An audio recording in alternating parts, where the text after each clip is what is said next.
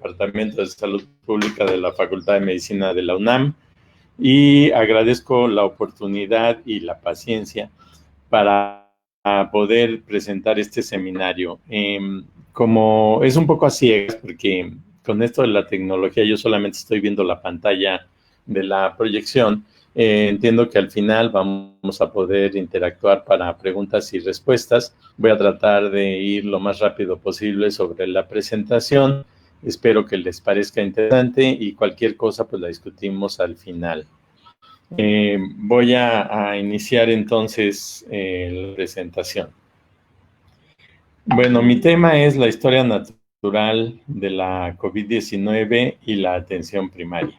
Quisiera empezar por dar un panorama muy general de la COVID en México y en el mundo, con estas gráficas que todos los días genero a partir de este sitio que se llama Nuestro Mundo en Datos, Our World in Data. Y miren, aquí vamos viendo cómo evolucionan las muertes a partir de la quinta muerte registrada por país. Y creo que es ilustrativo cuando queremos pensar lo que es una curva que se aplana, que podamos ver los ejemplos de otros, como el caso particularmente de Nueva Zelanda, pero tienen ustedes aquí también Corea del Sur y China, que son trazos ya completamente horizontalizados. Esta es una gráfica con eje en escala logarítmica por la gran cantidad de días que pueden transcurrir, y lo importante es que veamos que pues México en ningún momento da señales de estar ya entrando en la etapa horizontal, a pesar de que no ha sido el más vertical de los países. En eso nos han ganado los Estados Unidos, el Reino Unido, Brasil, España, incluso otros como Italia, que tuvieron un ascenso más rápido en el número de muertes, pero México está teniendo un ascenso sostenido. Este tema de las muertes pues, es preocupante porque si ven esta gráfica que sigue, México se encuentra en un lugar mucho más alto para en referencia a los demás países en términos de la letalidad de COVID. Esto en parte se explica por el hecho de que en México se está reconociendo como casos de la enfermedad solamente a los graves.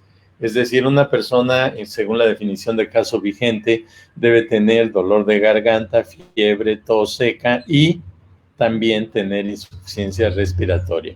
Cuando no tiene insuficiencia respiratoria, no se toma la muestra y no se manda a comprobación. Entonces tenemos un denominador pequeño y un numerador desafortunadamente muy elevado. Por eso tenemos una letalidad que se compara con la de países que tienen una estructura demográfica mucho más envejecida que la nuestra.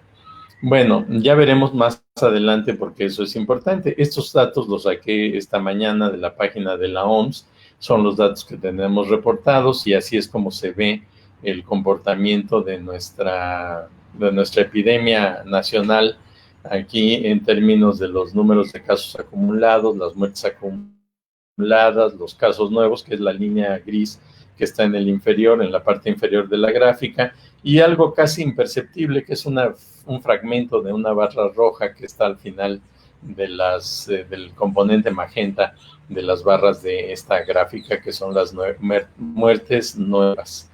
Muy bien. Entonces, ¿qué es lo que pasa cuando una persona es infectada? Vamos a hablar ya propiamente de la enfermedad. La COVID-19, como todos saben, es una enfermedad causada por el virus que se ha denominado SARS-CoV-2 y que fue detectado en China hasta finales de diciembre de 2019. Por eso es COVID-19, enfermedad por coronavirus del año 19. No todas las personas, esto es muy importante que lo pongamos aquí, no todas las personas que son infectadas desarrollan la enfermedad. Esto es algo que se pasa muy frecuentemente por alto y que tiene un impacto enorme sobre lo que es el comportamiento epidémico de la COVID-19. Pero cuando alguien enferma, ¿cuáles son las manifestaciones clínicas? ¿Cuánto tiempo dura la enfermedad? ¿Cuánto tiempo puede diseminar el contagio una persona que está infectada? ¿Dónde y cómo se disemina el virus? Bueno, todo esto lo vamos a ir tratando a lo largo de la presentación. Es importante enfatizar que los signos y síntomas de la COVID-19 pueden variar mucho. Algunas personas no presentan síntomas y se les denomina asintomáticos. Algunas personas padecen enfermedad leve y otras personas pueden padecer enfermedad grave y llegar a morir. Los signos y síntomas comunes son fiebre, que puede mantenerse en 38.5 grados centígrados o más alta y es difícil de controlar, tos seca, dolor faríngeo, insuficiencia respiratoria y diarrea. Además, puede haber náusea y vómito, fatiga o mialgias, cefalea y, muy importante, pérdida del gusto y o del olfato. Algunas características clínicas de la enfermedad son inespecíficas, por ejemplo, la fiebre, la tos, las mialgias, el dolor faríngeo, que también son compartidas con otras enfermedades infecciosas y respiratorias.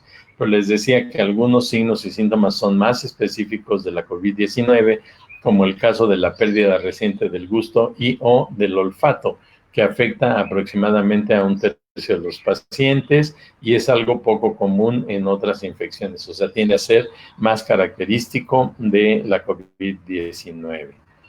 ¿Cuáles son los signos y síntomas de la enfermedad? Pues a veces los signos y síntomas nos indican que la enfermedad está volviéndose más severa y los signos más comunes son la fiebre alta y la insuficiencia respiratoria, más comunes de la enfermedad grave. Por eso esta condición, la insuficiencia respiratoria, forma parte de esta definición de caso que mencioné hace rato. Los pacientes deben recibir atención hospitalaria inmediata cuando presentan signos de alarma, como es el caso de los labios azules, la cianosis facial, porque son indicativos de la falta de saturación de oxígeno, la frecuencia respiratoria elevada, la dificultad respiratoria, el dolor torácico, la incapacidad para conciliar el sueño y la confusión o dificultad para recuperar la conciencia. Este es el efecto de la enfermedad sobre los pulmones. Aquí tienen un corte de tomografía de pulmones saludables y aquí dos de pacientes afectados por COVID y que uno de ellos, el del lado derecho, incluso llegó a la muerte. El tiempo que transcurre desde el momento de la infección hasta que se presentan los signos y síntomas. Bueno, el periodo de incubación para la infección por SARS-CoV-2 varía entre 2 y 14 días. El 50% de las personas tendrá manifestaciones clínicas a los 5 días después de haberse infectado, lo cual es mostrado en esta gráfica por la línea horizontal roja del centro. Y bueno, este periodo corresponde al lapso durante el cual una persona infectada por el SARS-CoV-2 puede transmitir el virus a otras personas. Para una persona afectada por la COVID-19, el periodo de infectividad se inicia 2 días después de que aparecen los signos y síntomas de la enfermedad. Perdón, no es 2 días después, es 2 días antes de que aparecen los signos y síntomas de la enfermedad. Una disculpa por eso. El final del periodo se va a determinar por los siguientes criterios: que hayan transcurrido al menos 10 días después de que se inició la enfermedad, que haya mejoría clínica y que durante al menos 3 días la persona ya no tenga fiebre. Pero una persona asintomática puede estar infectando a otros y el periodo de infectividad es más difícil de establecer. Aquí tenemos un esquema que nos muestra en días calendario, que es la barra gris que tenemos arriba, cómo el periodo de incubación se presenta más o menos a los 5 días después de que se tuvo contacto con el virus y aproximadamente a los 14 días tenemos signos y síntomas de la enfermedad, perdón por lo de enfermedad, es enfermedad leve o de la enfermedad grave, y todo esto se constituye en el periodo infeccioso. Aquí tenemos un esquema que nos dice no solo cómo evoluciona la sintomatología, que es la curva azul, sino también la respuesta, que es la respuesta inmune, que está compuesta por IgMs, perdón, pero la curva verde debe decir IgM, y por IgGs, que es la curva roja. Las IgMs, como ya sabemos, aparecen, perdón, es que allá abajo dice, inicia la producción, no aparece. La IgM se vuelve detectable más o menos al 7º día después de la infección, que es la respuesta inespecífica, alcanza un máximo y después desaparece. En su máximo está alrededor de los 14 días. A los 14 días ya se inició la producción de IgGs y esta va a alcanzar su máximo aproximadamente por el día 24 o 25 y después de eso puede permanecer elevada o puede iniciar su declinación. Para entonces, la enfermedad clínica, que es la curva azul, ya habrá llegado a su fin hacia el día 28 después del contagio. Existen, pues, para diagnosticar la COVID-19 dos tipos de pruebas. Primero, las pruebas diagnósticas, que son la prueba de PCR o reacción en cadena de la polimerasa o prueba molecular, que nos demuestra que el virus está presente en el organismo y que se está reproduciendo en las células de ese organismo afectado. Le puse aquí una pequeña anotación, a lo mejor algunos de ustedes la habrán escuchado, del llamado Protocolo de Berlín. Muy tempranamente en este año, en Berlín, en un laboratorio, se desarrolló un protocolo para el reconocimiento del material genético del virus SARS-CoV-2 y ese protocolo ha sido la norma internacional que siguen todos los laboratorios para tener comparabilidad de las pruebas diagnósticas. El otro grupo de pruebas importantes son las pruebas de identificación de anticuerpos, que usualmente van a identificar los anticuerpos circulantes en el torrente sanguíneo y que pueden ser IgMs o IgGs. Pero también es posible enfocarse a otros fluidos, como es el caso de la saliva, en búsqueda de IgAs. Es muy importante recordar que ninguna prueba es perfecta. La prueba de PCR se utiliza habitualmente para evaluar pacientes que tienen signos y síntomas y nos permite reconocer que hay RNA viral en esa persona que tiene signos y síntomas. La muestra, que es un hisopado, se toma habitualmente de la nariz, la garganta y la boca y puede también utilizarse alguna secreción del aparato respiratorio, como es el caso de un aspirado bronquial, y hace rato yo decía que también se puede utilizar saliva para buscar no IgMs o IgGs, sino IgAs. La prueba positiva de PCR demuestra que la muestra contiene partículas virales, corresponde por lo tanto a una infección activa, pero pueden aparecer resultados falsos negativos. ¿Por qué es esto? Pues, por ejemplo, por una técnica deficiente al momento de tomar la muestra con el hisopo, que en lugar de seguir el piso de la nariz para tratar de llegar al fondo de la garganta, se va por otro camino y toma de otra región donde no aparezca o no hay una carga viral adecuada. Y que además es importante entender que no todas las personas van a tener RNA entonces en la muestra que se tome. El virus puede estar presente, pero la muestra no puede no tener el RNA. Ahora bien, cuando tenemos otro problema como es el de reconocer una infección ya pasada, se utilizan las pruebas que buscan anticuerpos. El organismo, como ya dijimos, requiere entre 10 y 14 días para producir las IgG y lo más común es que se busquen anticuerpos en muestras de sangre. Se pueden utilizar toda vez que una persona ya se recuperó o para evaluar a quienes nunca han tenido signos y síntomas, los famosos asintomáticos. Una prueba positiva de anticuerpos entonces nos demuestra que la persona ya tuvo una infección debida a este virus SARS-CoV-2. No nos dice en principio cuándo se tuvo la infección, aunque hay alguna forma de interpretar los niveles de anticuerpos y los tipos de anticuerpos presentes para tratar de inferir cuál es el momento en el que se tuvo la infección. Y finalmente no se ve, esto no se activa, pero dice aquí, puede significar que la persona ya está protegida ante una futura infección o reinfección.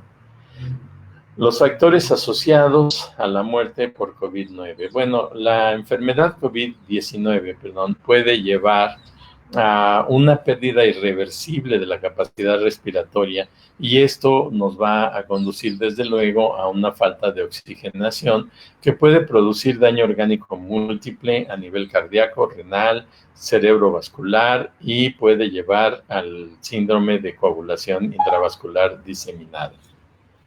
Déjenme ver mis mensajes porque yo estoy hablando sin tomar precauciones. Muy bien, ¿cuáles son las condiciones importantes y predictores de la muerte? El riesgo de muerte depende del estado de salud general y del acceso a una atención médica apropiada, que puede darse en todos los niveles del sistema, dependiendo de la condición clínica del paciente. La muerte es poco frecuente entre las personas jóvenes y que tienen un buen estado de salud previo. La muerte se vuelve más común entre los adultos mayores, como ya lo he mencionado, y se ha estimado que entre 60 y 75 años de edad morirán entre el 2 y el 5% de los casos. Entre 70 y 85 años de edad van a morir entre el 4 y el 10% de los casos. Y después de los 85 años muere más del 10%. Nosotros parece que tenemos una población que toda está por arriba de 85 años, porque tenemos una mortalidad mayor al 10%. Bueno, una letalidad, no una mortalidad.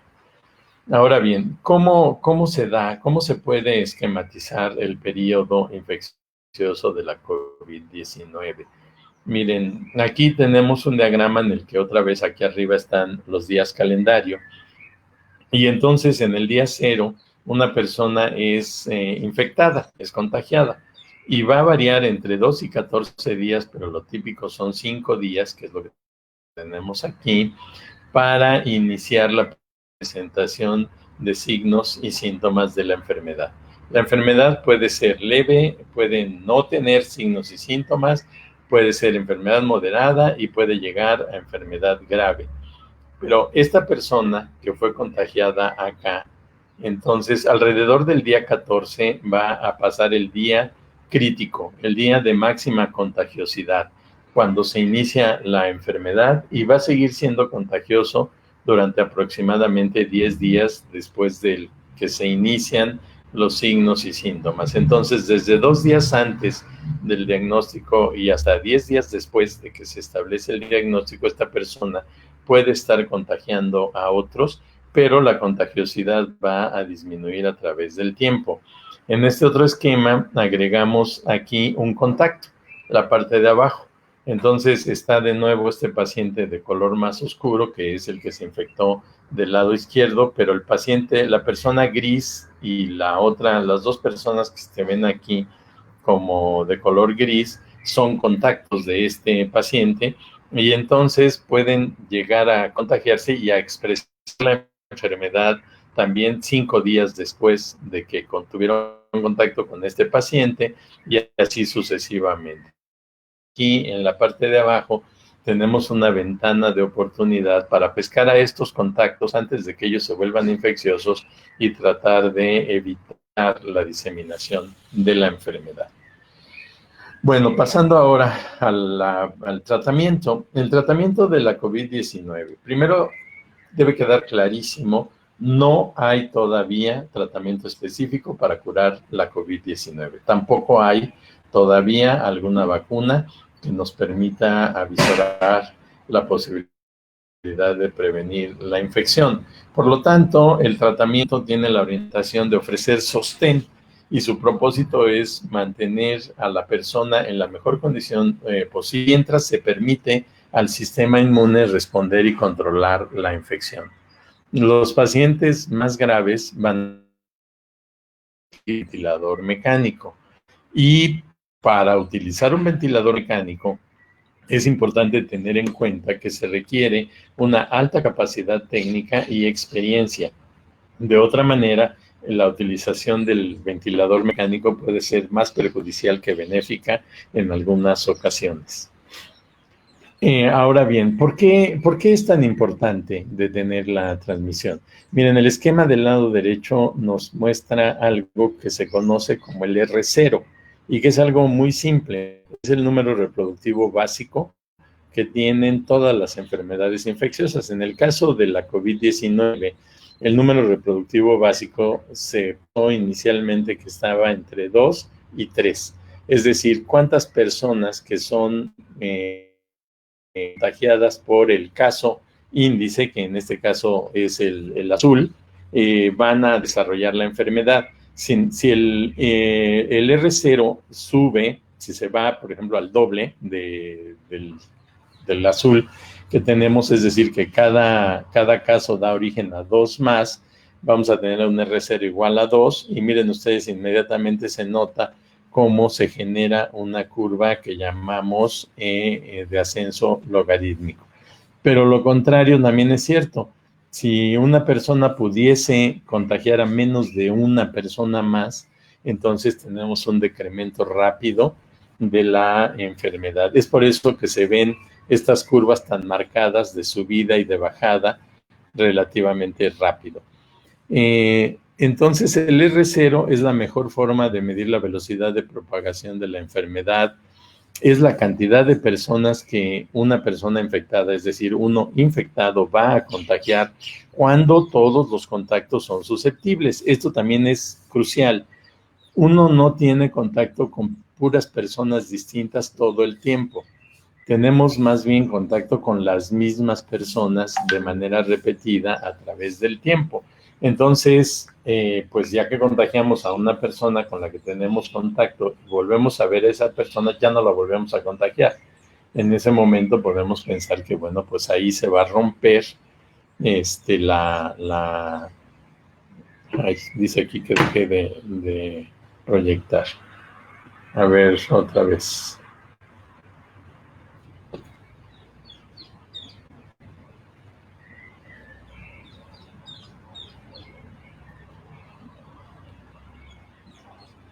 Estoy esperando la confirmación de que se pueda estar viendo, porque por alguna razón se cortó la presentación.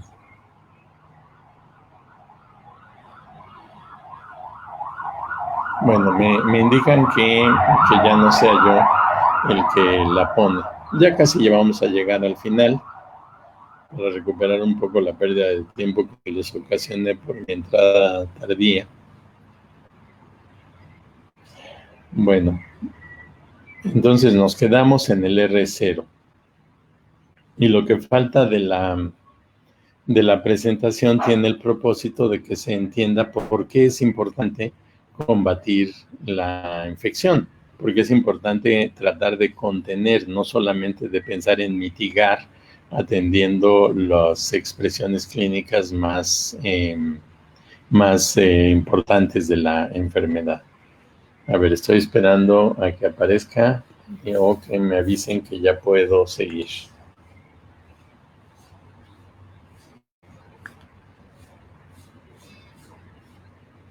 Ok, estoy esperando que aparezca.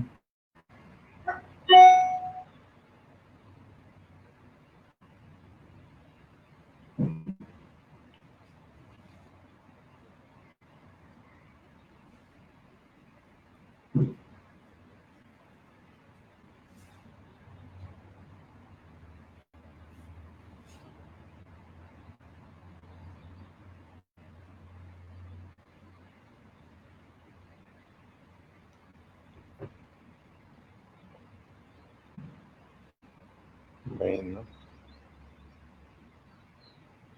eventualmente volverá la proyección.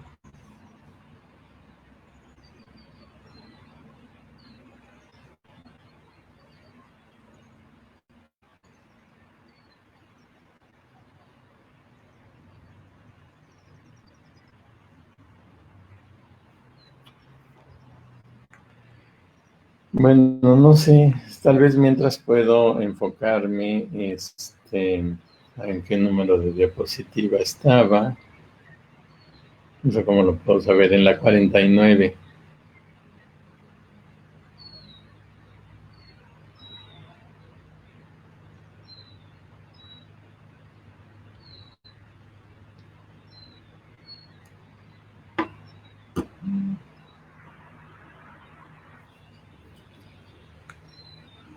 Bueno, estoy abusando demasiado de la paciencia.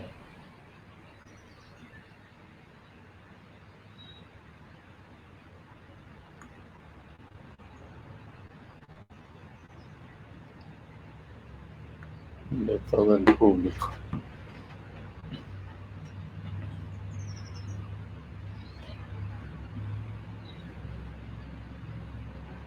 Bueno, miren, mientras por allí veo en las preguntas que alguien me pregunta que actualmente cuál es el R0. Yo he escuchado colegas de la UNAM que me dicen que el R0 ya está muy cerca de 1 en el caso de la Ciudad de México, pero no sé si esa consideración cambia después de la última semana, porque hemos tenido pues una salida tumultuosa de la gente a la calle, no solo allá en la Ciudad de México, sino también en otros lugares como acá. Yo estoy en Cuernavaca y yo creo que eso nos pone en el riesgo de una intensificación de nueva cuenta de la pandemia, perdón, de la epidemia nacional. Bien, estamos esperando nada más que se inicie la proyección de nueva cuenta para terminar. En realidad me faltan muy pocas láminas ya.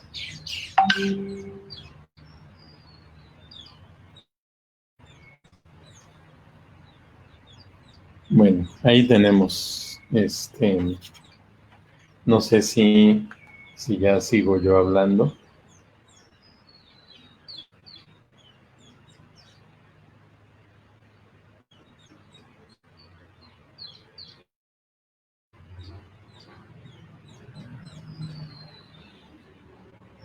Ok, tengo la instrucción de seguir hablando. Miren, esta es la siguiente. Aquí vamos a tratar de entender, a partir de aquí, vamos a tratar de entender qué es esto de la infectividad y cuántas personas puede ir infectando un caso. En este diagrama, el de color morado corresponde a la persona infectada. Todos los grises que están a su alrededor son los contactos de esa persona. Entonces, en la siguiente lámina, por favor, no sé si me escuchas, Samantha, puede avanzar. Exacto.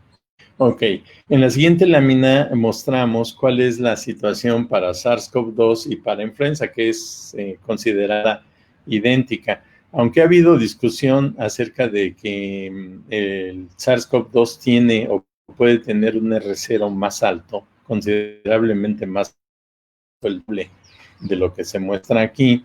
Esta fue la estimación inicial y está prácticamente al mismo nivel SARS-CoV-2 que el virus de la influenza, es decir, que cada uno de los dos da origen a menos de 3 casos adicionales, más de 2, pero menos de 3. Entonces, en la siguiente lámina, por favor, aquí podemos ver con un esquema que nos muestra muñequitos que se van contagiando. Si la primera persona, la que está hasta arriba, da origen a 2, cada uno de esos 2 da origen a otros 2 y así sucesivamente, y esto es lo que se llama una progresión geométrica. Entonces, aun cuando el número reproductivo sea pequeño, se pueden originar grandes brotes porque el crecimiento de la cantidad de personas infectadas es de carácter geométrico. En la que sigue, mostramos qué es lo que sucede si nosotros reducimos en 1 el número de personas que va a contagiar el primero. Y entonces, fíjense, si el primero da origen a un caso solamente y el segundo solamente da origen a un caso y así sucesivamente, miren todo lo que se ahorra.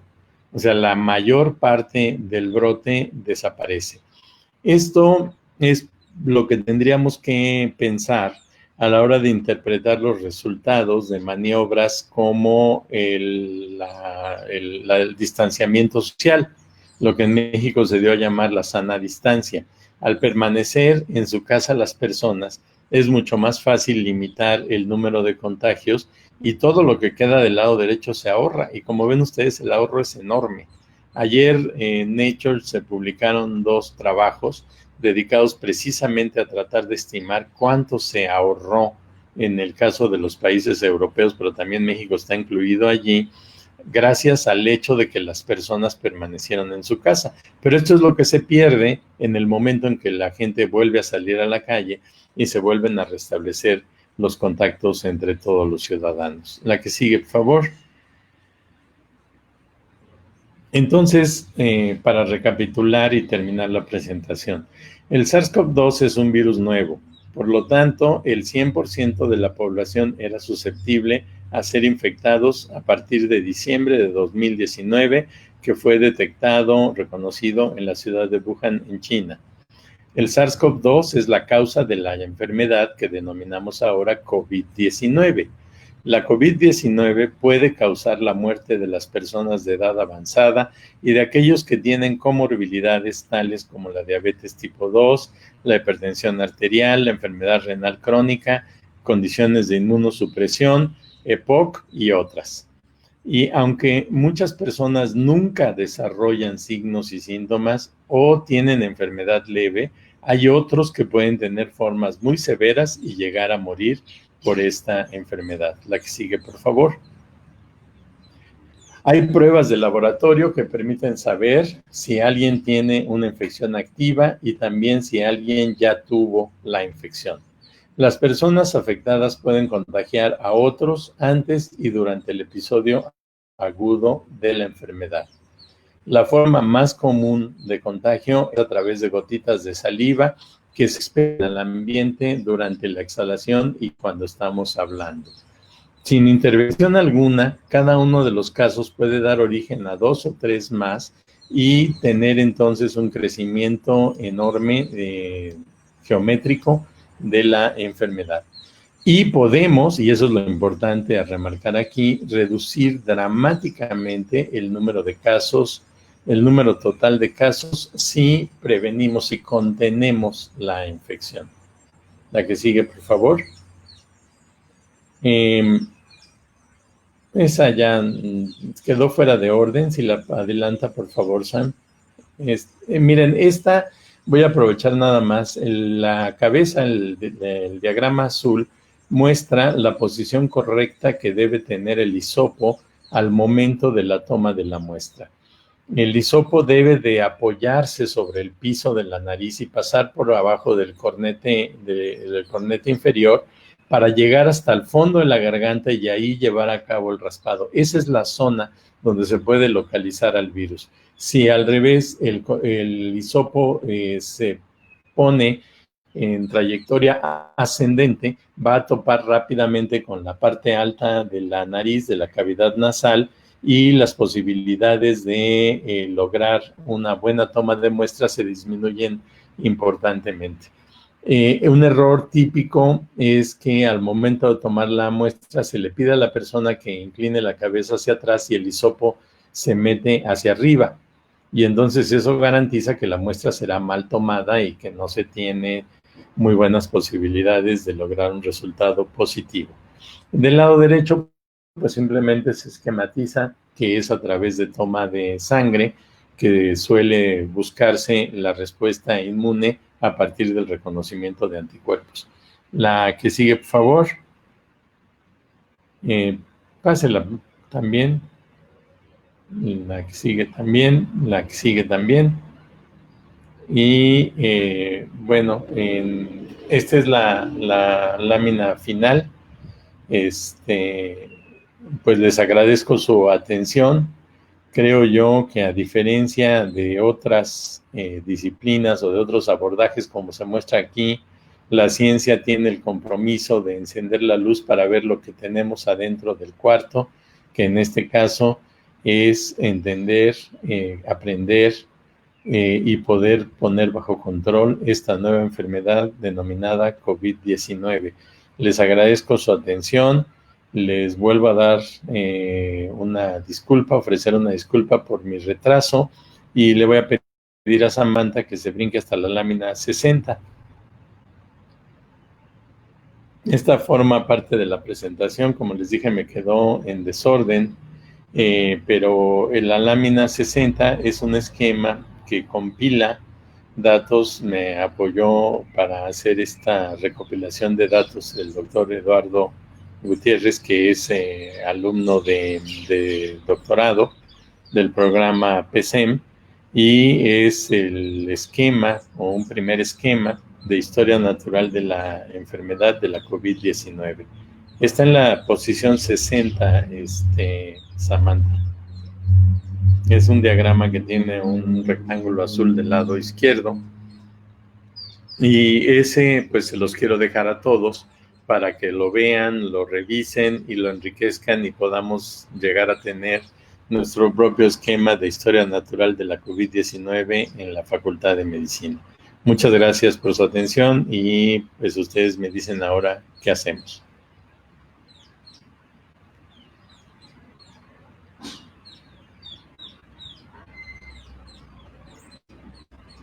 ¿Qué hago? No sé si puedo escuchar o tengo que mirar el teléfono.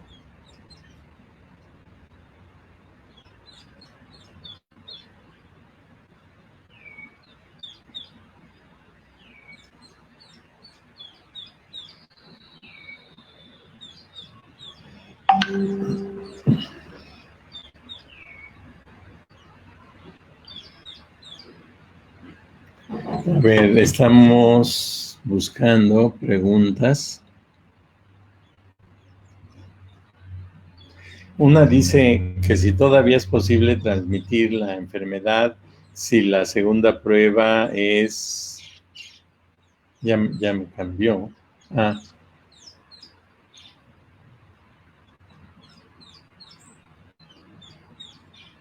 por ahí había una que se refería si la segunda muestra de COVID continúa positiva. Es de Alejandra Ramírez. Pues bueno, si la prueba es positiva, quiere decir que el virus está presente. Entonces hay personas que tienen la capacidad de transmitir el virus durante un periodo muy prolongado, y yo lo que haría sería interpretar la presencia o la positividad de la prueba como la evidencia de que el virus está presente y que por lo tanto es posible todavía tener transmisión. Luego vamos a ver alguna otra.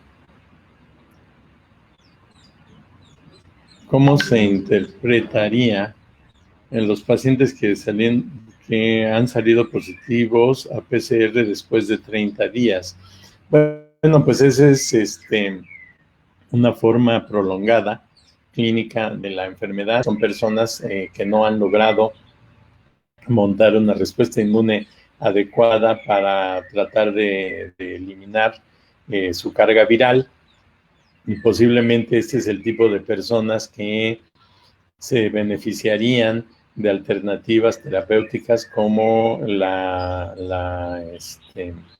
recepción de suero inmune de personas que ya han curado y quienes pueden transferir una carga de anticuerpos importante. Algún día tendremos suero hiperinmune, como se tiene disponible para otras enfermedades, como es el caso de la varicela, y que son una pequeña inyección en un vial. Viene en un vial la carga de inmunoglobulina hiperinmune, y entonces poder atenuar la evolución de la enfermedad o cortar la etapa de transmisión. Dice, ¿cuál ha sido el papel que han tenido los médicos de primer nivel de atención? Qué bueno que me hacen esa pregunta. Ese es justo el tema, digamos, central de la sesión de este día. Y es que si piensan ustedes en la forma en la que se puede, con mayor efectividad y mayor beneficio, controlar la epidemia, pues tiene que ser en la atención primaria. Los médicos de los hospitales están extremadamente lejos, hagan de cuenta que están en China. Yo no sé si alguien ha vivido eso, yo lo he vivido con familiares míos. Recientemente uno de mis sobrinos ingresó a un hospital en Puebla el domingo. Tenía todos los signos y síntomas que me permitían pensar que estaba infectado. Es alguien que no ha dejado de trabajar porque su trabajo no se lo permite, y Y bueno, llegó a un hospital del ISSSTE en la ciudad de Puebla. Mientras estuvo en el triage, podíamos estar hablando, yo le podía estar dando algunas sugerencias y le pedí que preguntara si había alguna forma de mantener comunicación toda vez que ingresara al hospital, que era lo que le estaban proponiendo. Le dijeron que sí y no volví a saber nada de él hasta ayer por la noche. Esa es una de las características típicas de los hospitales, no sé si nada más en México, pero en México sí lo es, que una vez que el paciente entra, perdemos por completo el contacto. Mucha gente se ha quejado, según lo que hemos visto en los medios, de que la persona entra y cuando sale le entregan solamente un cadáver. Nunca más volvieron a saber qué pasó y si tienen suerte lo que ven es después el cadáver de su familiar. No saben qué trayecto siguió, no saben qué maniobras se llevaron a cabo, no saben nada, porque las personas entran al hospital y es como si cayeran a un hoyo negro en el espacio exterior, son deglutidos por el hospital y ya. Si tienen suerte de sobrevivir, bueno, pues saldrán y los volverán a ver sus familiares, pero mientras están adentro del hospital no sabemos nada. Y para poder combatir con eficacia este problema de la epidemia que estamos viviendo, necesitamos el contacto con la gente, aún con los infectados. Debemos de tener todas las precauciones, por supuesto, pero necesitamos tener contacto para que la persona infectada sepa lo que debe de hacer para minimizar la exposición de los demás. Y yo creo que es específicamente a través de la medicina de atención primaria que puede ir dando un paso más allá hasta nivel de la propia comunidad para tratar de contener los contagios. Hace poco leía algo, dicen que en Cuba están teniendo uno de los mejores resultados de América Latina en términos de disminuir el crecimiento de casos y es básicamente porque Cuba tiene un magnífico sistema, una magnífica organización de atención primaria y es precisamente en este tipo de enfermedades agudas infecciosas donde funciona mejor, porque al tener contacto con las personas, con sus familias, pueden estar evitando que se disperse el contagio por toda la comunidad, cosa a la que en México renunciamos. Tal vez ustedes recuerden que cuando se dijo ya estamos en la fase 3 y se cambió la definición de caso, la nueva definición de caso dice tener tos, tener dolor de garganta, tener fiebre y tener insuficiencia respiratoria. Si tienen insuficiencia respiratoria, entonces se hace la prueba de PCR. Si no tienen insuficiencia respiratoria, no. Y se les manda a su casa. Y no se hace ningún esfuerzo por seguir a los contactos. Entonces, ¿qué pasa con esas personas? Pues que van a andar contagiando a todos los que puedan, que encuentren susceptibles en su trayectoria. Y solamente se limitaría el contagio cuando la persona entra al hospital, pero va a entrar en una condición de gravedad que posiblemente lo lleve a la muerte, porque ya es demasiado tarde. Vamos a ver qué efectividad, qué efectividad tiene como tratamiento la ivermectina. Bueno, en particular de la ivermectina sabemos muy poco. Eso es algo que no toqué, el manejo de pacientes en la atención primaria. Si alguno de ustedes está familiarizado con los algoritmos del Instituto Mexicano del Seguro Social, todavía se incluye la recomendación de utilizar hidroxiquinoleína. Esto ha sido muy polémico, esto es lo que ha promovido el presidente de los Estados Unidos, Donald Trump, y que ha dicho que él mismo toma hidroxiquinoleína para prevenir la infección. Hubo al principio de esta pandemia la diseminación de resultados de un pequeño estudio, y es importante mencionar esto, era un estudio como de 30 pacientes que se hizo en Francia, y decían que a un grupo le habían dado hidroxiquinoleína con acitromicina, a otro grupo le habían dado solo hidroxiquinoleína y a otro grupo lo habían dejado con placebo. Y entonces, al presentar un diagrama de la evolución de los pacientes a través del tiempo, eran 30 pacientes, como 10, 10 y 10, lo que se veía era que caía muy rápidamente la curva de seguimiento, la curva de sobrevida de los pacientes que recibían las dos cosas, la hidroxiquinoleína y la citromicina, y esto se interpretó como que acortaba espectacularmente el tiempo de evolución de la enfermedad. Entonces, mientras los que estaban en el placebo seguían enfermos, los otros tendían a la curación a una gran velocidad. Y esto prendió en todo el mundo, tuvo un gran eco, todo el mundo pensó que pues ahí estaba una no solo espectacular, sino muy accesible solución ante la enfermedad. En estos casos se busca con desesperación lo que sea. Uno puede recurrir hasta las gotitas de nanomoléculas de cítricos pensando que con eso no se va a enfermar, o al agua de tlacote o a lo que sea, con tal de prevenir la enfermedad o de darle tratamiento, porque esa es la naturaleza humana. El miedo y la desesperación hacen presa de toda la gente. Y entonces eso pasó también con los médicos, que pensaron que ya había una alternativa efectiva para el manejo de la enfermedad. Después de esto, los mismos grupos, el mismo grupo de franceses que publicó el primer trabajo ya no volvió a hablar del tema. En algún momento tenían ya no 30, sino 700, y ya habían desaparecido los resultados espectaculares y ya no los publicaron. Pero sí se montó a nivel de la Organización Mundial de la Salud un estudio con miles y miles de pacientes en muchos países que estuvieron administrando hidroxiquinoleína. Hubo una publicación hace 3 semanas en la que se decía que los resultados daban evidencia de no efecto, de no beneficio con el tratamiento de hidroxiquinoleína y acitromicina, pero sí de riesgo, porque la hidroxiquinoleína puede conducir a eventos cardíacos tales como fibrilación ventricular, y se recomendaba suspender el uso de estos medicamentos. Hace una semana hubo un escándalo porque se descubrió que estaban falseados los datos de ese estudio, y ahora la OMS decidió dar marcha atrás y volver a poner en marcha la prueba del tratamiento con hidroxiquinoleína, y pues no sé qué precauciones van a tomar para asegurarse de que los datos sean analizados de una manera adecuada y que podamos llegar a alguna conclusión. De todas maneras, de ninguna forma, no existen posibilidades de que el tratamiento tenga los resultados tan espectaculares que se publicaron inicialmente.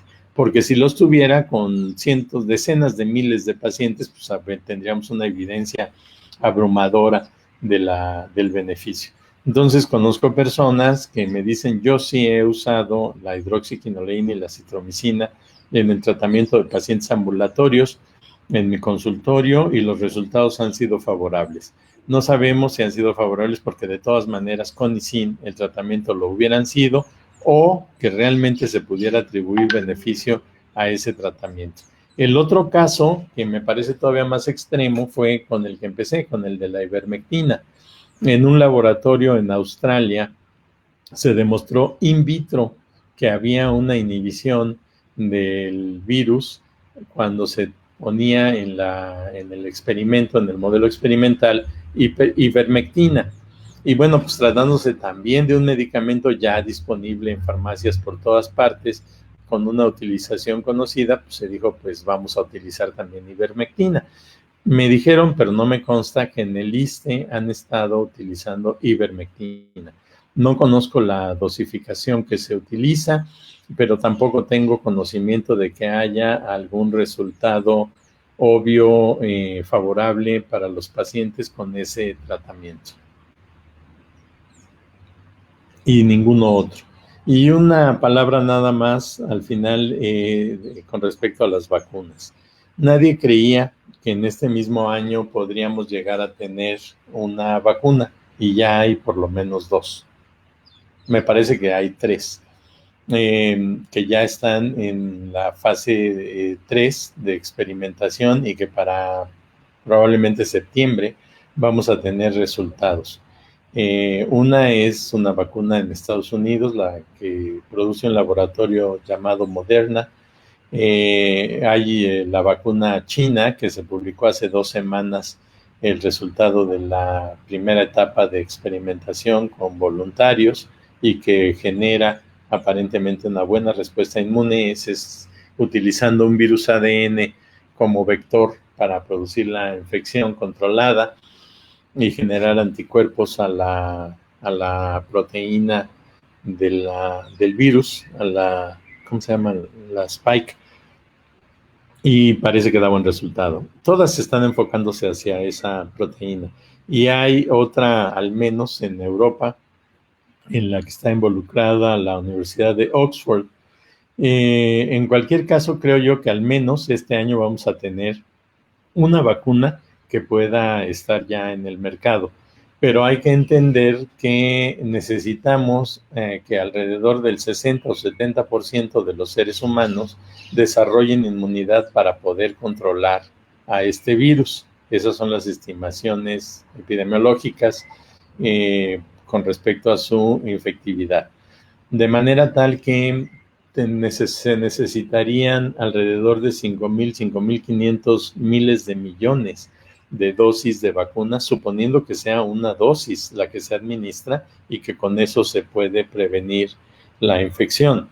Entonces, si tuviéramos vacunas que requieran 2 o más dosis para lograr una buena respuesta inmune que sea protectora ante el reto por la infección, pues esto quiere decir que nos va a tomar muchos meses y años para poder tener la protección necesaria. Es evidente que no hay condiciones iguales para acceder a la vacuna entre todos los países. Ya nos pasó en el 2009, que cuando se empezó a producir la vacuna contra la influenza de aquella pandemia, a México pues le tocó formarse en la segunda fila hasta que se satisfizo la demanda de los países desarrollados. Se le empezó a vender vacuna a países en desarrollo y nosotros recibimos inicialmente una cantidad muy pequeña. Cuando más adelante se logró incrementar la cantidad de dosis de vacuna que llegaron a México, era para cuando ya nadie se la quería aplicar. Entonces esperemos que esta vez no tengamos una situación tan desfavorable. Alguien aquí menciona el caso de alguien, de una persona, de un paciente que tiene un mes de haber iniciado con los síntomas, que no ha podido recibir la atención correcta y tiene conflictos incluso con su trabajo. Bueno, esto es parte del circo que vivimos en un país como México. Lamentablemente, por algo somos un país subdesarrollado. Una persona enferma y por alguna razón no recibe la constancia documental de estar enfermo. Por ejemplo, el resultado de la prueba y una constancia médica expedida a nivel de la institución a la que acude para atenderse, y esto tiene la consecuencia de que terminan hasta corriendo lo de su trabajo, porque pues no puede trabajar, no se presenta. Entonces dice uno, bueno, qué mundo tan disfuncional. O sea, enfermarse y enfermarse además de manera severa es el motivo de tener toda una catástrofe más adelante en la vida cotidiana. Y diciendo, ¿cómo es posible que vivamos en esto? Yo creo que sucede también en otros países incluso más desarrollados que nosotros, pero esto debería de ser un motivo de reflexión, y particularmente los que vivimos en el campo de la salud pública, porque eso es la influencia que tiene sobre todos los episodios de enfermedad y hasta de muerte, la disparidad en la que vivimos en la sociedad mexicana.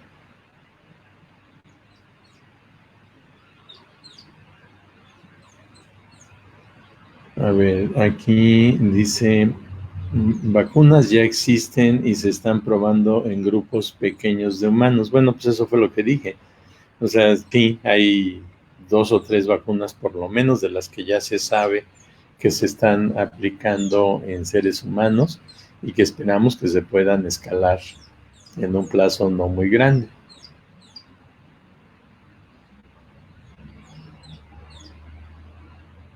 ¿Cuál es el tiempo de vida del virus dentro del cuerpo en caso de síntomas leves? Bueno, se especula que la enfermedad dura 14 días. pero que el virus esté realmente activo, no lo sé, con toda sinceridad. A lo mejor hay alguien aquí en la audiencia que pueda contestar mejor esa pregunta que yo, porque una cosa es el tiempo en el que la persona tiene la expresión clínica de la enfermedad y otra cosa es el tiempo que el virus está en posibilidades de replicarse al interior del cuerpo de la persona. Claramente la persona queda después del episodio de infección en una situación difícil a veces, que le lleva mucho tiempo poder recuperar su movilidad, poder recuperar los niveles de energía necesarios para moverse como antes de haber padecido la infección, y eso no quiere decir necesariamente que el virus siga dentro y siga replicándose.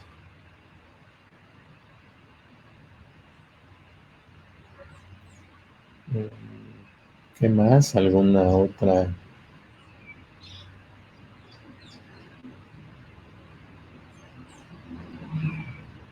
En la jurisdicción sanitaria de Tlalpan sí se entregan por escrito los resultados. Pues no lo anden poniendo porque todo el mundo se va a ir a Tlalpan a pedir allí que le hagan el examen. Es una broma, obvio.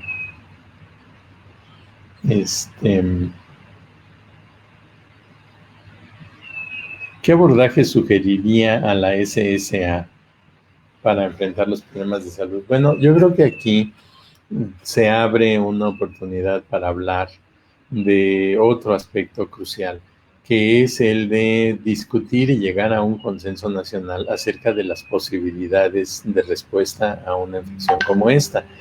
Quisiera decir que pues nunca jamás en la historia de la humanidad habíamos vivido algo como lo que estamos viviendo ahora. No porque no hubiese habido otros virus incluso peores que el SARS-CoV-2, por supuesto que los ha habido. El virus de la viruela, que devastó a la población de América cuando los españoles y los demás colonizadores llegaron. Todas las enfermedades infecciosas de la Edad Media, incluida la peor de todas, que fue llegada a calificarse así, que fue la sífilis, que es la gran viruela, porque la pequeña viruela es la viruela que ya se eliminó y que era tan terrible. Pero, en fin, a lo que quiero llegar es que nunca antes la humanidad había tenido la manera de verificar en tiempo real, de inmediato prácticamente, todos los sucesos que tienen lugar en diferentes partes del planeta. Aquí, pues, supimos a principios de enero lo que estaba sucediendo en China y desde entonces hemos vivido conectados a televisión, a los celulares, a todas las redes sociales, para ir enterándonos de lo que sucede minuto a minuto en todas partes del mundo. Podemos comparar lo que han hecho en Nueva Zelanda con lo que han hecho en Australia, con lo que han hecho en China, con lo que han hecho en Corea. Y bueno, pues imaginen ustedes, ni siquiera hace 10 años que tuvimos la epidemia de influenza, hubo este nivel de comunicación y de posibilidades de aprendizaje. Pero acá en México escuchamos, me parece que por ahí de febrero, principios de marzo, que ya se había definido todo, ya se habían escogido las estrategias correctas, el modelo de respuesta, ya se tenían los cálculos, hasta se sabía cuándo iba a ser el pico.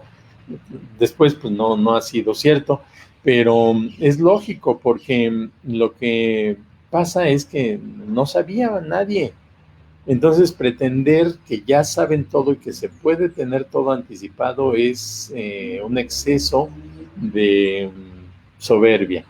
Yo creo que después de todos estos meses y de ver lo que ha pasado a lo largo y ancho del planeta, se podría recapitular y decidir, por ejemplo, si la estrategia que se designó como la correcta, que era la llamada mitigación, es realmente la forma correcta de hacer las cosas, o se puede entrar en la otra cara de la moneda, que es la estrategia llamada contención. En mis diagramas lo que presenté fue el ejemplo de lo que representa la posibilidad de contención, no la posibilidad de mitigación. Pero si se hubiese optado por la contención, entonces el papel de la atención primaria habría sido primordial. no el papel de la atención hospitalaria.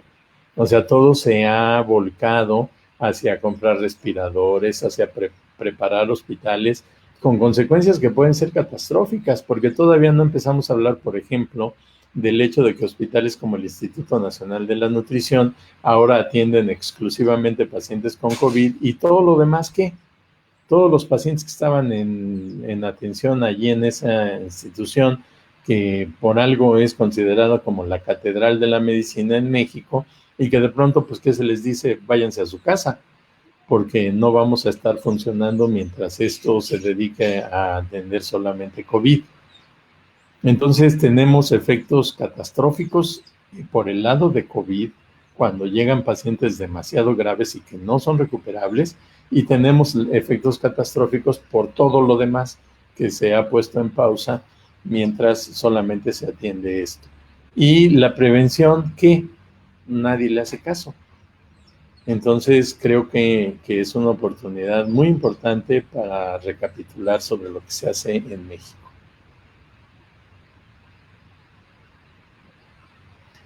Hay por aquí un comentario que dice que en el IMSS se otorgan de acuerdo a los lineamientos de incapacidad. Los días de incapacidad dependen de, del grado de la enfermedad. Pues sí, pues sí. Pero miren, yo creo que las respuestas debemos de explorarlas más a fondo. Me ha tocado ver en algún caso, y es un hospital del IMSS, el hecho de que hay al hacer el censo de pacientes, las 3/4 partes de las personas que estaban internadas y que se sospechaba que tenían COVID estaban sin toma de muestra y ya estaban hospitalizadas. Entonces, no, pero ¿cómo? Dice, bueno, es que la enfermera no está o el personal tenemos poco porque algunos se enfermaron y no están viniendo a trabajar, otros pidieron licencia, tienen derecho a ello, etcétera. Y a la hora de la hora, pues se pasa el tiempo y no se toman oportunamente las muestras. Y entonces, si las muestras no se toman con oportunidad, igual todo lo demás se va rezagando. Si recuerdan ustedes, fue un escándalo nacional que se haya anunciado por parte del subsecretario correspondiente, que de pronto en un día en México había 1000 y fracción, como 200 o 300 muertes, y entonces sube y explica que por fecha de la defunción, al distribuirlas, la gran mayoría pertenecían a días anteriores, no eran de las últimas 24 horas. Entonces diciendo, bueno, pero ¿y cómo puede estar sucediendo eso?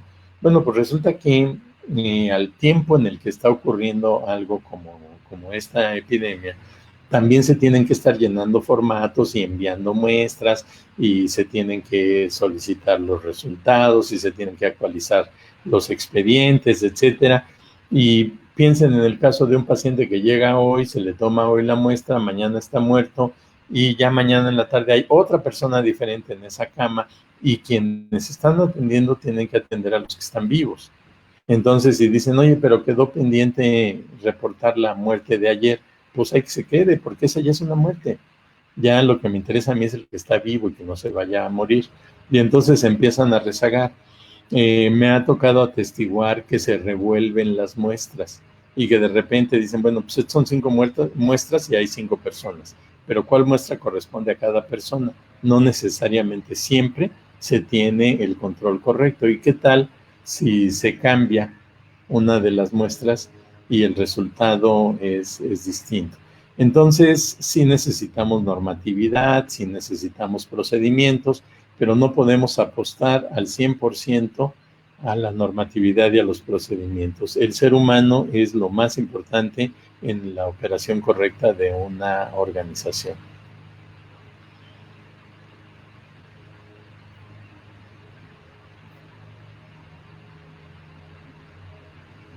Muy bien. Pues no sé cómo estamos de tiempo y cómo vamos, y si sigo leyendo preguntas, alguien que me dé una instrucción.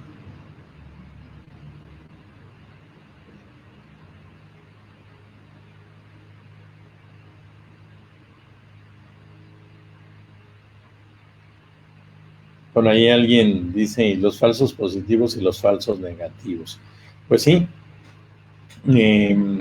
todos pueden haber tenido conocimiento del caso de una persona que, teniendo todos los signos y síntomas típicos, esperables, una condición clínica que sin lugar a dudas hace pensar en que tenga una infección por COVID, la persona no tiene una prueba positiva.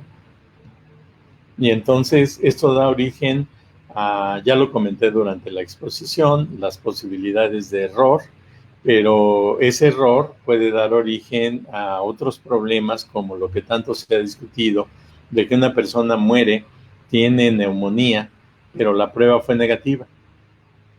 Y entonces, ¿quién se va a poner a revisar qué tan correctamente se tomó la muestra y por qué la muestra fue negativa? Independientemente de que la muestra sea correctamente tomada, también es posible que haya error en el laboratorio.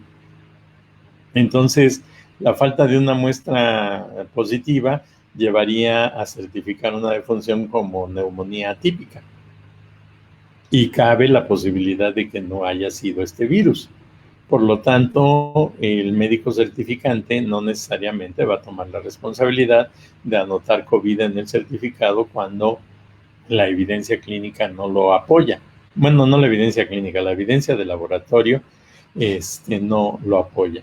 Entonces, vivimos en un mundo en el que los errores son muy posibles y luego esos errores son magnificados por diversos agentes sociales. Y dicen, no, pues que no te tolero que cometas errores, entonces esto es evidencia de tu ineptitud. Y en lugar de entrar en el escenario de reconocimiento del error y de búsqueda de la solución, uno entra en el escenario del conflicto. Y creo que eso no nos ayuda para nada, y menos en medio de una situación social tan estresante como es la de esta epidemia. Hay otro comentario aquí que dice, ¿qué opinión le merecen las pruebas rápidas en cuanto a certeza? Miren, yo creo que podríamos casi pensar que hay una regla, mientras más rápidas, menos buenas. La gente tiene prisa, el paciente tiene prisa por saber si la prueba es positiva, el médico tiene prisa por saber si la prueba es positiva, todos tenemos prisa, pero una prueba, mientras más rápida en general, es menos perfecta. Y bueno, pues ya les tocó, por lo menos a los que han pasado por la Facultad de Medicina de la UNAM, sufrir con esto de los cálculos de la sensibilidad y de la especificidad, pero que en este caso tienen que traducirse a los renglones que son los valores predictivos positivo y negativo. Y los valores positivos, predictivo y negativo sufren mucho cuando la prevalencia es baja.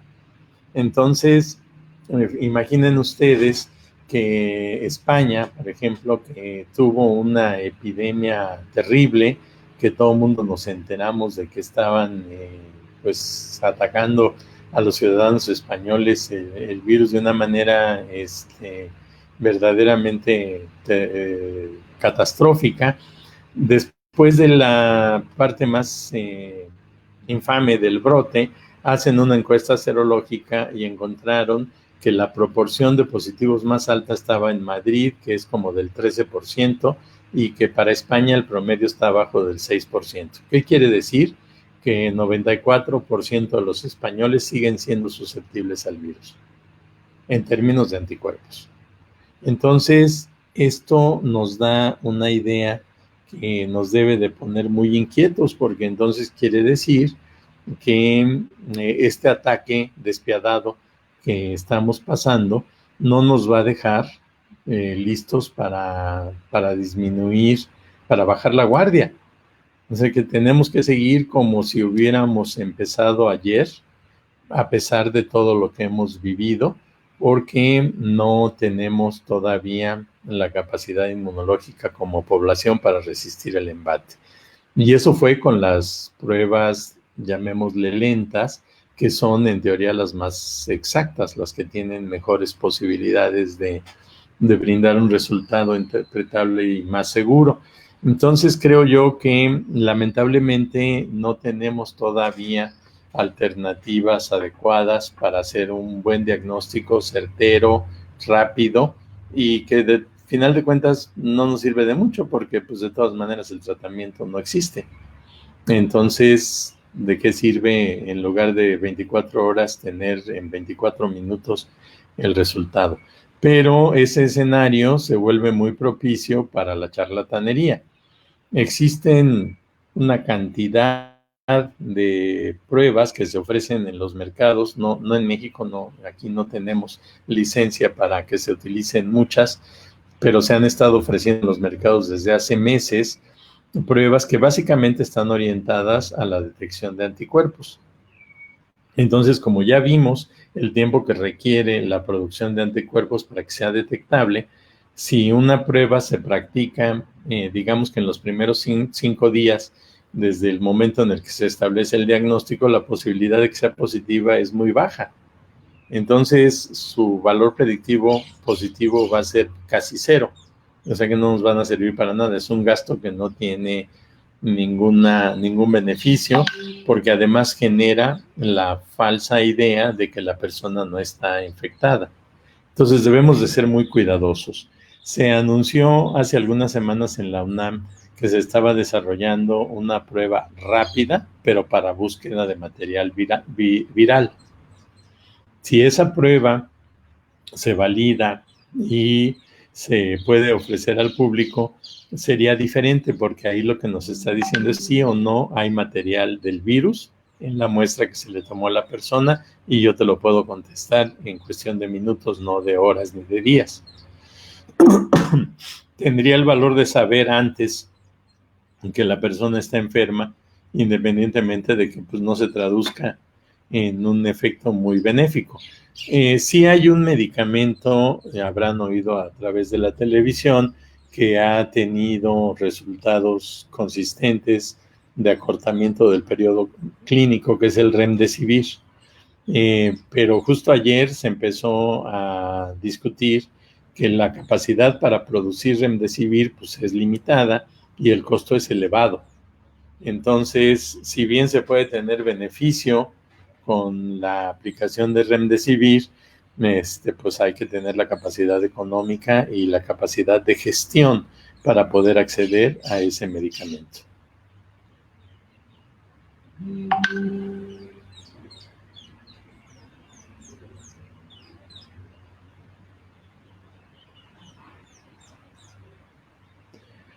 Por aquí hay otro comentario que dice: insistir en el quédate en casa.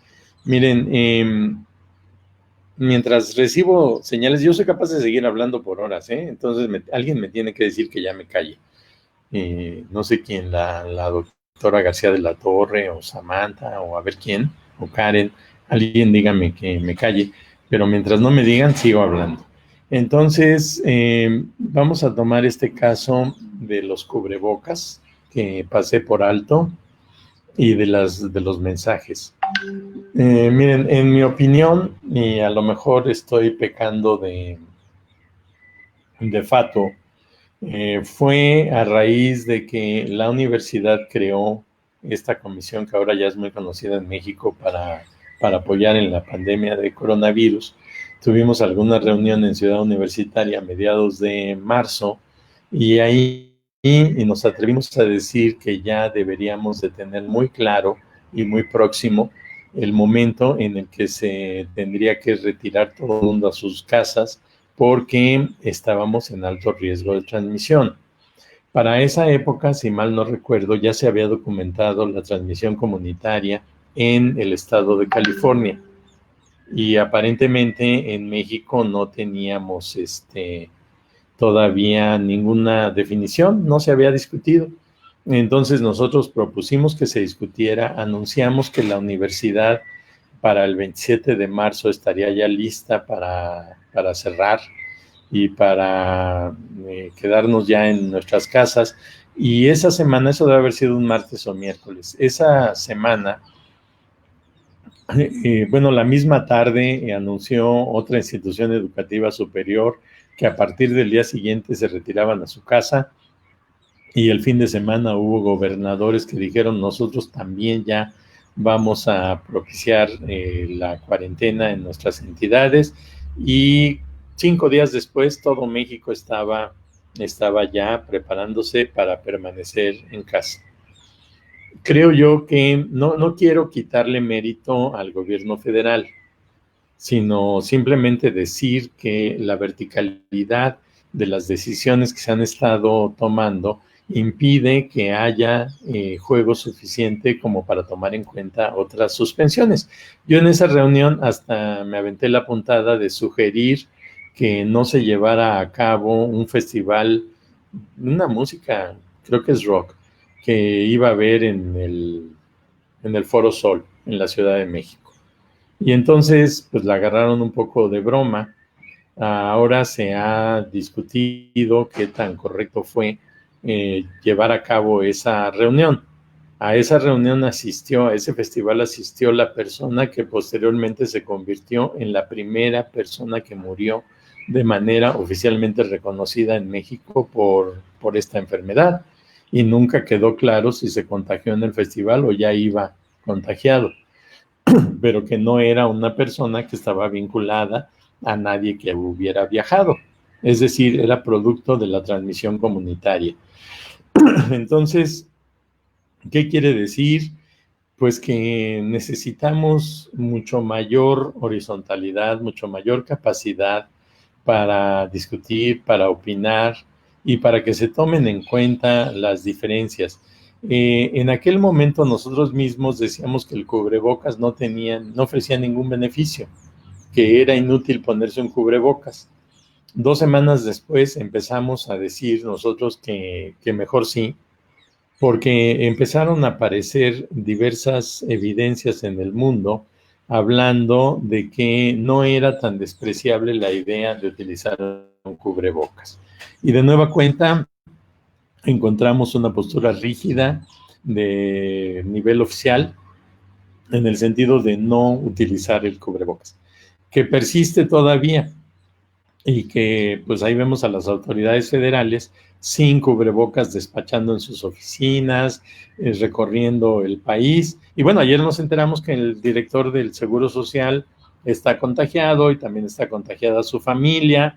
Y entonces dice uno, bueno, ¿pudo haberse evitado ese contagio? No lo sabemos, pero los cubrebocas ahora sí sabemos y se ha publicado en diversos foros en el mundo la bondad de utilizar ampliamente los cubrebocas, aunque no sean los mejores, pero ampliamente y lo más correctamente que se pueda hacer.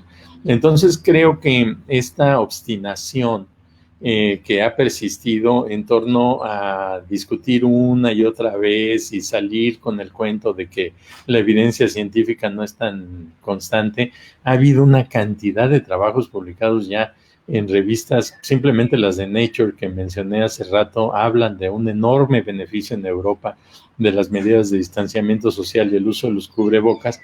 Entonces ya no es tema, ya no es motivo de discusión. Yo creo que ya es simplemente algo que se debe de adoptar, pero que siendo una autoridad y particularmente una autoridad federal, pues uno tiene que mostrar con el ejemplo para que la población atienda y entienda y adopte y acepte la recomendación. Bueno, por aquí tengo mensajes de la doctora García de la Torre y que me sugieren que a las 2 de la tarde cortemos, quedarían 11 minutos. Entonces, esto dice la doctora García de la Torre, pero no le hagan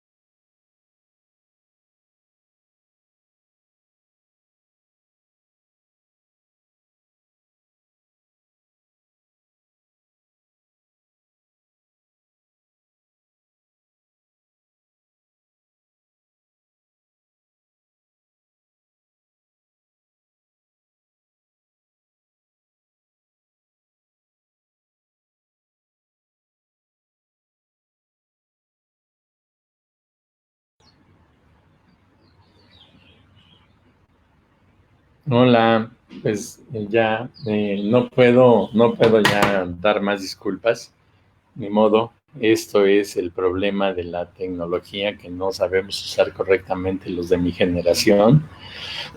Y pues se acabó la pila de mi batería y cuando me di cuenta que fui por el cargador, pues tardé un rato en regresar.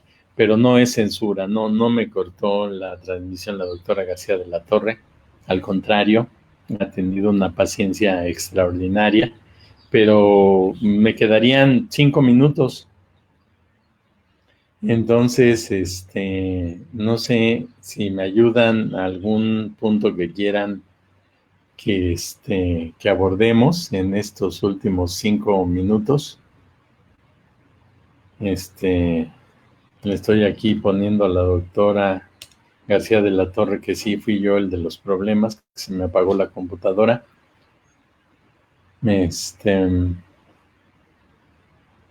Bueno, ¿qué más podemos abordar?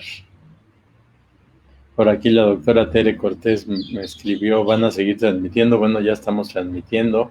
Le pido ayuda para encontrar un punto a tratar en los 5 minutos finales, pero de cualquier manera, pues quiero agradecer la enorme paciencia que han tenido, enfatizar, ese punto lo señala ahorita Ariel Vilchis, la importancia que tiene la atención primaria de la salud, que lamentablemente, aunque se dijo por allá, recuerdo de febrero, quizás principio de marzo, que se estaba preparando todo para fortalecer la atención primaria, pues en la vida real no se hizo absolutamente nada. Es más, una de las más lamentables decisiones que pienso que se cometieron en estas semanas recientes fue la de los municipios de La Esperanza, aquellos municipios donde no se tenía conocimiento de la presencia de casos y que se dijo, pues ellos que reinicien.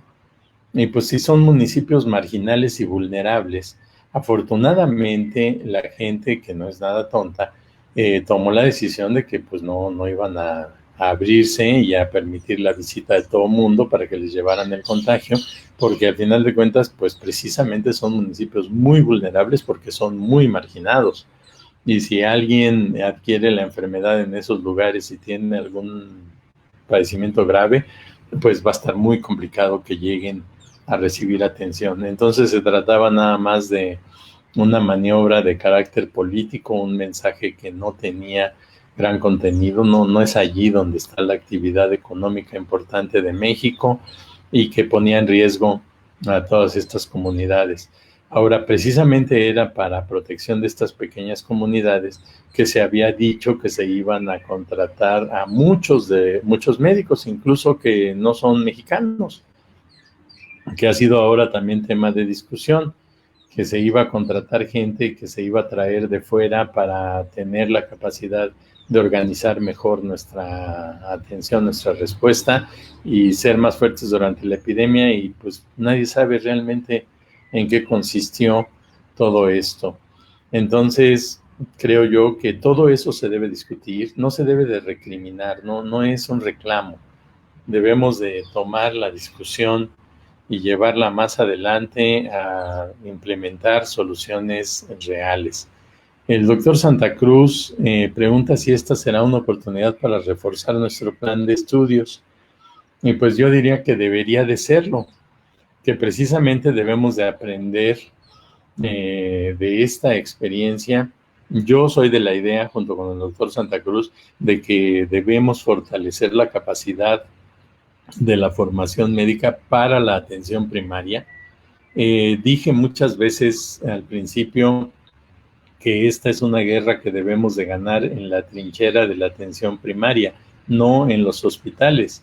En los hospitales ya la batalla está perdida, ya llegaron las personas que tienen las peores heridas y que difícilmente los van a regresar a la vida. No a la vida cotidiana, sino a la vida, nomás para que no sigan, para que no se mueran. Y muchos sí se mueren. Entonces, creo yo que este episodio de epidemia, de pandemia, nos ha mostrado lo débiles que somos, nos ha mostrado lo frágil que es todo el sistema, todo el andamiaje de nuestra vida cotidiana y la importancia de cambiarlo. Y la importancia de entender que lo mejor que podemos hacer es mantenernos sanos, porque pues, los que están enfermos, los que están ahí metidos en los hospitales, pues, son personas que a lo mejor ya no van a tener una siguiente oportunidad. Y los que todavía estamos aquí, tenemos que entender lo frágiles que somos y tratar de vivir la vida que nos quede de la mejor manera posible. Y eso no se logra teniendo buena atención hospitalaria, eso se logra teniendo salud.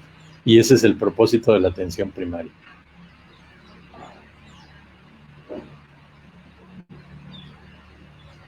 Alguien habla de casos positivos en una empresa. Miren, en algún momento recibí contacto de una empresa que decía que pedían consejo sobre cómo mejorar las condiciones de trabajo y cómo proteger a los trabajadores. Entonces, una de las acciones que montaron fue como las que hemos visto en la televisión, que se utilizan en China y en otros países, de hacer un tamizaje de ingreso. Pero el tamizaje de ingreso en un momento dado se vuelve tan repetitivo que tiende a ser inútil. Preguntarle a la persona si ha estado en contacto con otros, si viajó en el transporte público, si asistió a un restaurante, etcétera. Bueno, todo el mundo se lo aprende y nadie va a contestar que sí, porque no lo van a dejar entrar. Entonces aprenden a manejarse de otra manera. Dicen, bueno, pero lo completamos tomándoles la temperatura. Y entonces utilizan estos termómetros maravillosos que apuntan hacia la frente de la persona y que les dan una idea de si la persona tiene o no tiene una temperatura elevada. Después de discutirlo un rato, llegamos a la conclusión de que pudiera ayudar el que utilizaran un oxímetro y combinar la temperatura con la saturación. Las personas tienen que conocerse a sí mismas, saber cuál es su nivel de saturación más común, más cotidiano, y poder detectar variaciones, igual que lo hacemos con la presión arterial, los que somos hipertensos, o con la glucemia. Entonces, creo yo que podemos empezar a crear una serie de filtros que nos ayudan para proteger a la gente en las oficinas, en las empresas. Y además ahora ya hay recomendaciones, por ejemplo, esto de utilizar barreras de este plástico de acrílico que evitan que cuando uno habla estén viajando libremente todas las partículas de saliva y que bueno, pues nos van a provocar también la sensación de encierro, de limitación. Ahora que haga más calor, pues van a volver difícilmente soportable el interior de un edificio, de una oficina. Y la solución no necesariamente es ponerle aire acondicionado, porque lo que se ha podido documentar, hubo un reportaje en el New York Times este fin de semana muy interesante del estudio de 3 brotes que pudieron ser analizados muy en detalle, y uno de ellos muestra que las personas que estaban en un salón de un restaurante, a pesar de encontrarse a varios metros de distancia de quien pudo haber sido el contacto o el caso inicial, se contagiaron y fueron parte de brotes. Y la razón que se argumenta allí es que el aire no era ventilación natural, sino aire acondicionado. Entonces, pienso que estamos aprendiendo muchas cosas ahora con esta epidemia y que debemos tratar de utilizarlas para buscar mantenernos en buen nivel de salud y disfrutar la vida, porque para eso estamos vivos. Acerca de niños y la seguridad de regreso a clases, miren, creo yo que más bien el tema de los niños a lo que nos lleva es a pensar cuál es el impacto de que los niños se contagien. En términos generales, podemos decir que la evolución clínica de un niño va a ser en la mayor parte de las veces favorable. Sí es cierto que se han documentado algunos casos, entre quién sabe cuántos miles o millones, de este síndrome inflamatorio infantil parecido a la enfermedad de Kawasaki. Pero insisto, la enorme mayoría no, no tienen mayores consecuencias. Entonces, ¿qué pasaría si en las primarias, en las secundarias, hay contagios? Pues en teoría no tendría grandes consecuencias, excepto que todos estos niños llevan a sus casas el contagio. Y quienes están en sus casas no necesariamente van a responder igual que ellos. Entonces nos conviene tratar de limitar el contagio en las escuelas para tratar de limitar la posibilidad de contagiarnos en nuestros domicilios con nuestros hijos, con nuestros nietos, y pues que nos dé un ataque de este virus que nos puede llevar a la muerte a personas como yo. Entonces creo que es poner sobre la balanza las ventajas y las desventajas que nos confieren algunas cosas. A mí me llama la atención que en México se ha insistido mucho acerca del peligro para las embarazadas, y creo que es el único país del mundo que ha dicho eso, porque una de las primeras observaciones clínicas, incluso en Wuhan, fue que las mujeres embarazadas no estaban en un peligro elevado por el hecho de estar embarazadas, ni sus hijos. Sí se han dado casos de contagio neonatal, y pues obviamente ha habido mujeres embarazadas contagiadas, pero la evolución que han tenido ha sido favorable. Una mujer para estar embarazada por lo general tiende a ser una mujer más joven, y mientras más jóvenes, pues mejor parece ser la evolución clínica de la enfermedad. Bueno, pues ya son las 2:03, creo que es el momento de terminar. Voy a checar mi correo y pedirle instrucciones a los controles que hay allá en la facultad. El tiempo se acabó, como en la piñata. Entonces agradezco de nueva cuenta a quienes todavía están atentos a esta transmisión, el haber tenido la paciencia y el interés de estar aquí, y pues pronto tendremos alguna otra ocasión para seguir platicando. Muchas gracias.